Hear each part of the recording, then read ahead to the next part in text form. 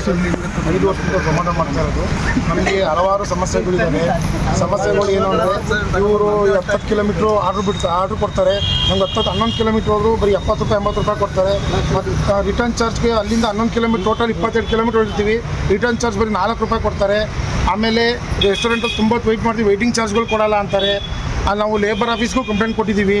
Labour commission madam ಗಮನಕ್ಕೆ ಅವ್ರಿಗೂ ಗಮನಕ್ಕೆ ಯಾವುದೂ ಸಮಸ್ಯೆ ಬಗೆಹರಿಸ್ತಾ ಇಲ್ಲ ಇವರು. ನಮಗೆ ನೀವೇನೇ ಹೋರಾಟ ಮಾಡೋ ಮಕ್ಕಳು ನಾವು ಕೊಡಲ್ಲ ಅಂತಿದ್ರೆ, ಅದಕ್ಕೆ ನಾವು ಸಮಸ್ಯೆಗಳು ಬಗೆಹರಿಯೋವರೆಗೂ ನಾವು ಯಾವುದೇ ಕಾರಣಕ್ಕೂ ಸ್ಟ್ರೈಕ್ನ ಕೈ ಬಿಡಲ್ಲ. ಮುಂದೆ ಹೀಗಾಗಿ ಇವತ್ತಿಗೆ ನಾವು ಸ್ಟ್ರೈಕ್ ಮಾಡೋಕ್ಕಿಂತ 8ನೇ ದಿನ ರನ್ನಿಂಗ್ ಆಗಿದೆ. ಅವರು ರೆಸ್ಪಾನ್ಸ್ ಮಾಡಿಲ್ಲ, ನಾವು ರೆಸ್ಪಾನ್ಸ್ ಮಾಡ್ತಾರೆ. ಅದರಿಂದ ನಾವು ಬೀದಿ ಹೋರಾಟಕ್ಕೆ ಇಳಿದಿದ್ದೀವಿ. ನಾವು ಹೋರಾಟ ಸಿಗೋವರೆಗೂ ನಾವು ಯಾವುದೇ ಕಾರಣಕ್ಕೂ ನ್ಯಾಯ ಸಿಗೋವರೆಗೂ ನಾವು ಸ್ಟ್ರೈಕ್ ಕೈ ಬಿಡಲ್ಲ. ನಮಗೆ ಸಮಸ್ಯೆಗಳು ಏನು ಅಂದರೆ, ಈಗ ಪಂಜುರ್ಲಿ ಓಟದ ನಿಂತಿದ್ರೆ ವಿಷ್ಣುಮೂರ್ತಿ ಹೋಟ್ಲಿಗೆ ಇಳಿತಾರೆ. ಪಿಕಪ್ಪೇ ನಮಗೆ 3 ಕಿಲೋಮೀಟ್ರ್ ಹೋಗುತ್ತೆ. ಅಲ್ಲಿಂದ ಆ ಕಡೆಗೆ ಮತ್ತೆ 2 ಕಿಲೋಮೀಟ್ರ್ 25 ರೂಪಾಯಿ ಕೊಡ್ತಾರೆ. ಯಾರು ಹೋಗ್ತಾರೆ? 5 ಕಿಲೋಮೀಟ್ರ್ 25 ರೂಪಾಯಿ ನಾವು ಹೋಗೋ ಕಾಲಕ್ಕೆ ಮಾಡೋಕ್ಕಾಗಲ್ಲ ನಮಗೆ. ನಾವು ಅದಕ್ಕಾಗಿ ನ್ಯಾಯ ಕೇಳ್ತಾ ಇದೀವಿ. ಇಲ್ಲ ಪರ್ ಡೇ ಇನ್ಸೆಂಟಿವ್ ಕೊಡಲಿ, ಇಲ್ಲ ಕಿಲೋಮೀಟ್ರ್ 15 ರೂಪಾಯಿ ಕೊಡಲಿ. ಇವ್ರು ಏನೂ ಮಾಡೋಕ್ಕಾಗಲ್ಲ ಅಂದರೆ ನಾವು ಅವ್ರು ಬಿಡೋರ್ಗೂ ಹೋರಾಟ ನಿಲ್ಲಿಸಲ್ಲ ಅಂತ ನಾನು ಹೇಳ್ತಾ ಇದ್ದೀನಿ ಸರ್. ಇದಕ್ಕೂ ಮುಂಚೆ ಒಂದು ಸ್ವಲ್ಪ ಪ್ರತಿಭಟನೆ ಮಾಡಿದ್ರು. ಏನು ಮಾಡಿದ್ರು ಅವರು? ಒಂದು ಇದಕ್ಕೋಸ್ಕರ 2 ತಿಂಗಳು ಕೊಟ್ಟಿದ್ದು.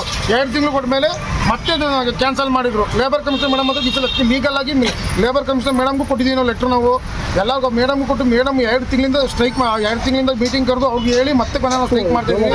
ಇವ್ರು ಯಾವುದೇ ಕಾರಣಕ್ಕೂ ಇವ್ರು ಇದೇ ಥರ ಮುಂದುವರಿಸಿ ನಾವಂತೂ ಮುಷ್ಕರ ಅಂತೂ ಕೈ ಬಿಡಲ್ಲ ಸರ್. ಯಾವುದೇ ಕಾರಣಕ್ಕೆ ಅವ್ರು ಮಾಡ್ತಾರೋ ಬಿಡ್ತಾರೋ ಗೊತ್ತಿಲ್ಲ. ನಾವಂತೂ ಯಾವ ಹುಡುಗರಿಗೂ ಅನ್ಯಾಯ ಆಗಕ್ಕೆ ಬಿಡಲ್ಲ. ಎಲ್ಲ ಹುಡುಗರಿಗೂ ಒಂದೇನೆ. 280 ಜನ ಹುಡುಗರು ಇದ್ದೀವಿ, ಎಲ್ಲರಿಗೂ ಒಂದೇ ಆಗಬೇಕು. ಎಂಥದ್ದು ಏನೇನೋ ಮಾಡ್ತಾರೆ ಬಂದು ಇಲ್ಲೇ ಮಾಡೋವರೆಗೂ ನಾವು ಮುಷ್ಕರ ಮಾತ್ರ ಕೈ ಬಿಡಲ್ಲ ಸರ್. ನಾವು ಝೊಮ್ಯಾಟೊ ಹೊಡೆಯೋಕ್ಕೂ ಬಿಡಲ್ಲ ಹಾಸನಲ್ಲಿ ಸರ್ ನಾವು.